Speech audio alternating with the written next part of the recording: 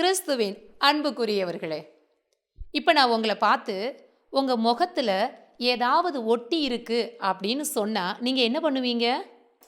நான் போய் கண்ணாடியில் பார்ப்பேன். ஓகே, கண்ணாடியில் பார்க்குறீங்க. ஆனால் ஒன்றுமே இல்லைன்னா என்கிட்ட வந்து என்ன சொல்லுவீங்க? நீங்கள் பொய் சொல்லிட்டீங்கன்னு நினைக்கிறேங்க்கா. நான் திரும்பவும் சொல்கிறேன், இல்லை உங்கள் கன்னத்தில் ஏதோ கருப்பாக ஒட்டி இருக்கு அப்படின்னு. அப்போ என்ன சொல்லுவீங்க? மறுபடியும் போய் நான் கண்ணாடியில் நல்லா பார்ப்பேன்.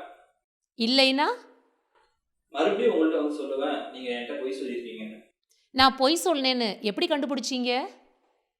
கண்ணாடியை பார்க்கும்போது என் முகத்தில் ஒன்றுமே இல்லை. அப்போ நான் சொல்கிறத விட அந்த கண்ணாடி உங்களை பற்றி என்ன சொல்லுதோ அதுதான் நீங்கள் நம்புறீங்க. ஏன்னா அன்பார்ந்தவர்களே, இந்த உலகத்தில் நம்முடைய வாழ்க்கையும் இதே மாதிரி தான். அடுத்தவர்கள் நம்மை பற்றி என்ன சொல்லுகிறார்கள் என்பதை நாம் எங்கிருந்து கற்றுக்கொள்ள வேண்டும்? அது உண்மையா பொய்யா அப்படிங்கிறத இறை வார்த்தை என்கிற கண்ணாடியில் நம்மை பார்த்து நாம் தெரிந்து கொள்ள வேண்டும். ஆனால் இன்று அநேக நேரங்களில் வெளியிலிருந்து வருகிற வார்த்தையை நம்பி ஆண்டவருடைய வார்த்தையை நாம் கைவிட்டு விடுகிறோம். பைபிளில் எங்கே இருக்குன்னு பார்க்குறீங்களா?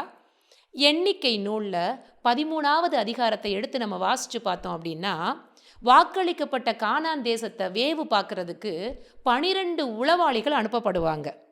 திரும்பி வந்து 10 பேர் அந்த நாட்டையும் அந்த நாட்டில் இருக்கக்கூடியவங்களையும் பற்றி பயங்கர பிரம்மாண்டமாக சொல்லி இவங்களை பயமுறுத்திடுவாங்க. ஆண்டவருடைய கரத்தை வல்லமையாக பேசாமல் சூழ்நிலையை உலகத்தை பயங்கரமாக பேசிடுவாங்க. இவர்களும் ஆண்டவருடைய வார்த்தை என்ன சொல்லுது அப்படிங்கிறத அலசி ஆராயாமல் அதை நம்பி விடுவார்கள். ஆனால் 2 பேர், யோசுவா காலேபு, அந்த 2 பேரும் ஆண்டவருடைய வார்த்தை என்ன சொல்லுகிறது, இந்த உலகத்தையோ உலகத்தினுடைய பெரிய பெரிய பெரிய பிரச்சனையவோ அந்த மனிதர்களையோ பார்க்கல, மாறாக ஆண்டவருடைய வார்த்தையை பார்த்தார்கள். உலகத்தினுடைய வார்த்தையை நம்பினவர்கள் வாக்களிக்கப்பட்ட தேசத்தை இழந்து போனார்கள். ஆண்டவருடைய வார்த்தையில் தங்களை யார் என்று கண்டுகொண்டவர்கள் வாக்களிக்கப்பட்ட தேசத்திற்குள் நுழைந்தார்கள்.